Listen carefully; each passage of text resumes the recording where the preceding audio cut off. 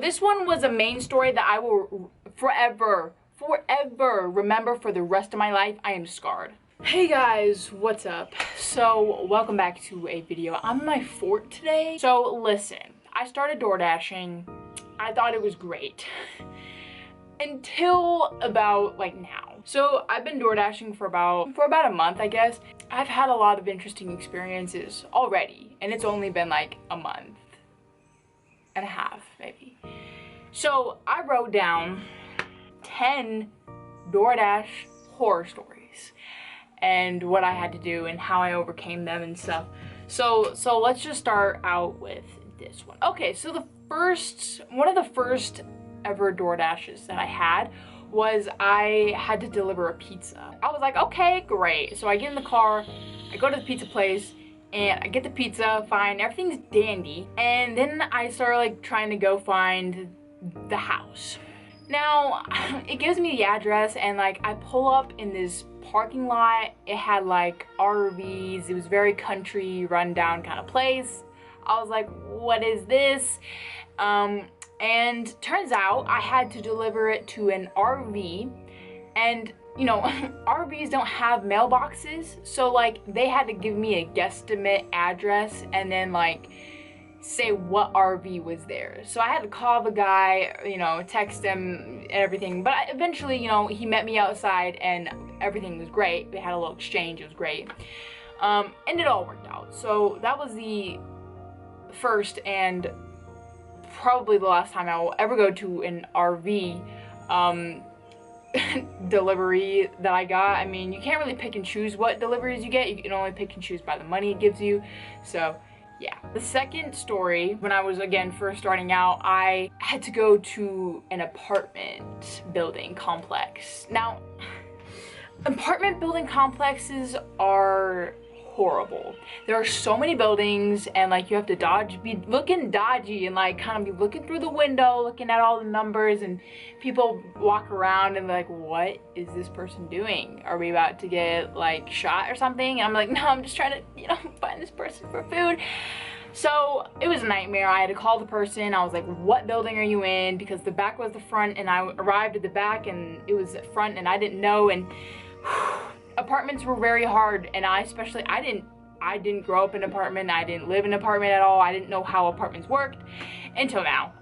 So I had to go find the number, find the thing, knock on the door, you know, whatever. Since it's COVID, and we're dealing in that kind of era, I had to leave food on the doorstep so that they could just like get it themselves. They didn't want to come in contact with me, but it's fine. I'm better off with no human interaction. And anyway, so that day I learned how apartments work and how to find apartment buildings. 3, here we go. So I was a relatively experienced person, you know. I was like, what else could go wrong at this point? I got a delivery to get Chinese food. I got the Chinese food, went to the place, picked it up, whatever, great. So I typed in the address, whatever. I drove to the address and it brought me to this building, and a really run-down building and a parking lot. I was like, okay, well, what is this? It didn't look like a hotel, but it looked like a hotel kind of thing. I was like, okay, well, this is a hotel. How do I deliver to hotels, like in hotels?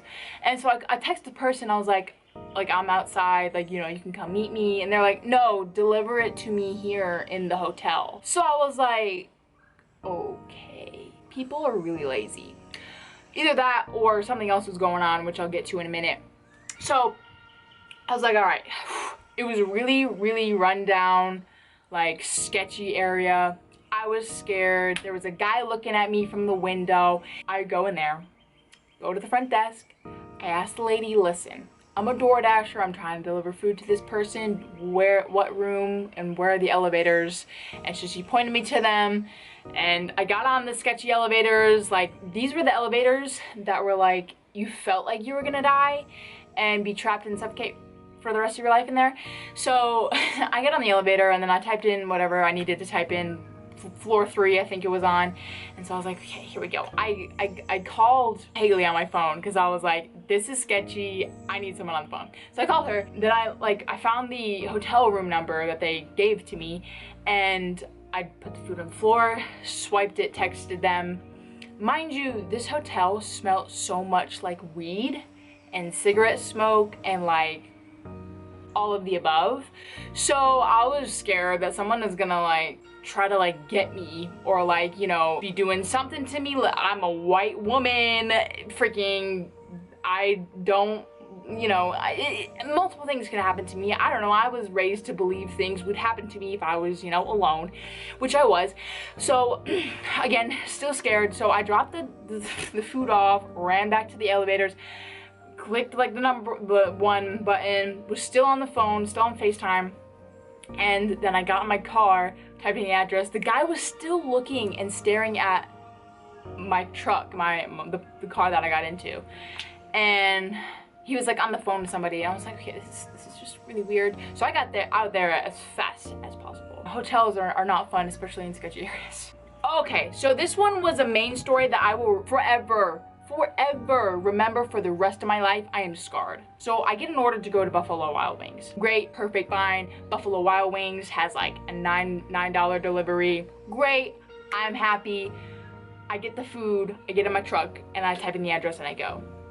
I get on the highway, it's like 14 minutes away. It's a little far, but I got it. I get in my truck, got to go. And there was like all this traffic up where I needed to turn, and I was like, why is there so much traffic? Then I got up a little closer, and there were like police cars lined up at the entrance of this neighborhood, and I was like, that's where I needed to turn. I needed to turn into the neighborhood. There was no other route, no other way into the neighborhood but that way. So I was like, how am I gonna get into this neighborhood? And because there was cops, so I drove. I was like, okay, well, I can't get in this way, so I drove past the neighborhood, and while I was driving past, I looked over to look, because, you know, we're Americans, we always look at accidents and wrecks. That's why it takes so long to go past them. So I looked to my right while like driving.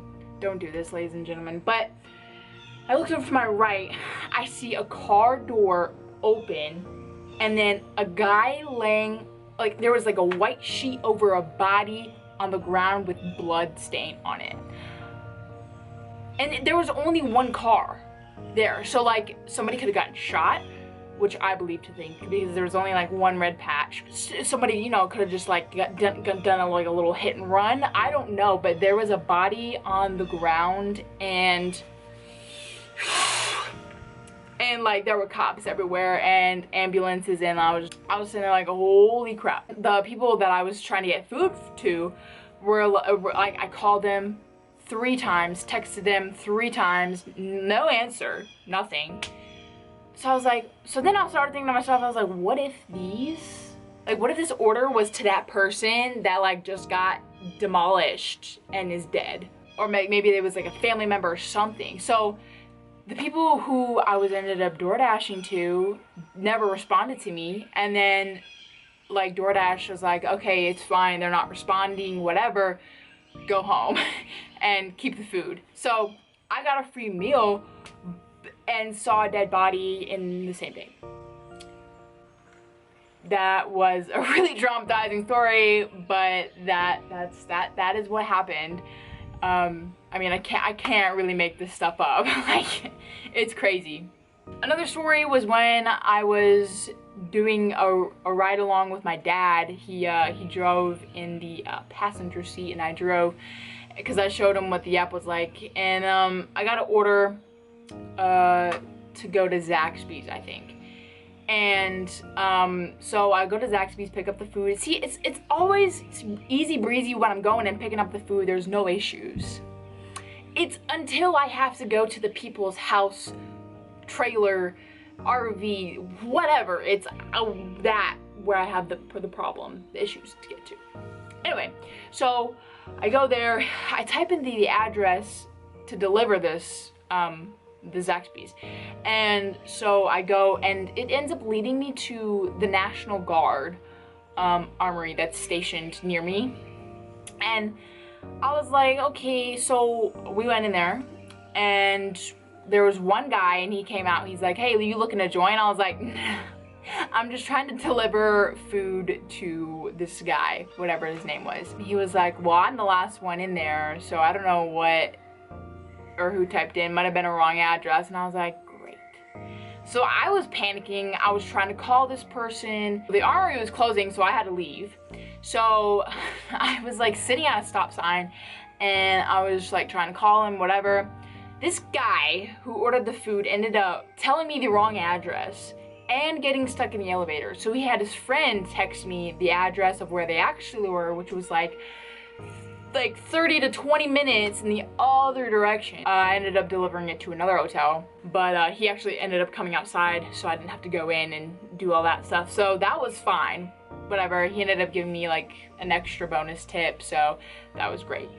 So everything like worked out after the part where I was like stressing about, you know, not getting this guy's food to him and like having him say something to me or whatever. I don't know. Listen, I have fears that are like so stupid sometimes. One time I went to the wrong house. This like other guy would open the door. He was like, hey, listen, I didn't order anything. I was like, okay, my bad. And it was like the house next door. I was like, all right, my bad.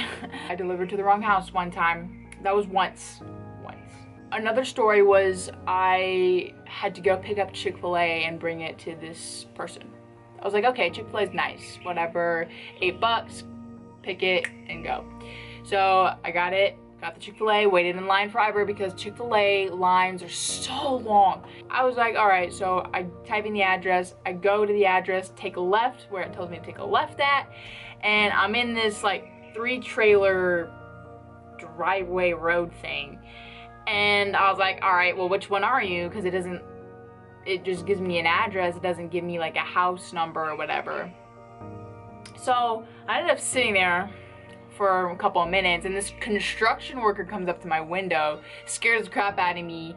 And I was like, oh, hi, are you blah, blah, blah? And he's like, yeah, I got a Doordash. I was like, ah, okay. And then I gave him his food. And I was like, okay, that's weird. So a construction worker used somebody else's address. That's fun.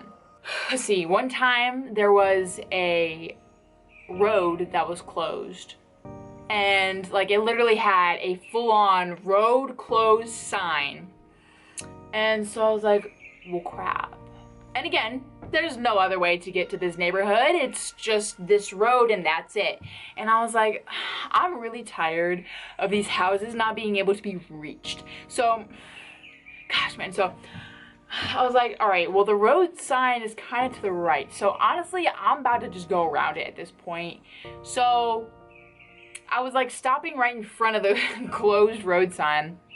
And this car comes out of the road that says closed road. So I was like, all right, well, whatever. So I went around the sign. I was dodging these signs that were all throughout the whole road. So like some of them were on other sides and I was just dodging all of them. I was like, oh my gosh, I hope I don't get arrested. So I ended up getting into the neighborhood and I ended up getting it to him. And then coming back, all the road closed signs. I think I have a little bit of a clip. Bro, why is there a wasp right now? I delivered to a trailer park in the country and there was like steps leading up to it that were like fallen through and broken. So I was like skipping multiple steps to like try to get it on the porch.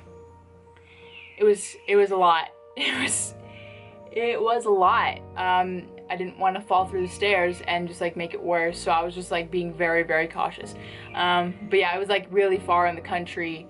Like the roads were like this and it was pretty though. It was a pretty drive. So I delivered to a trailer park and that was pretty interesting because trailers don't really have addresses.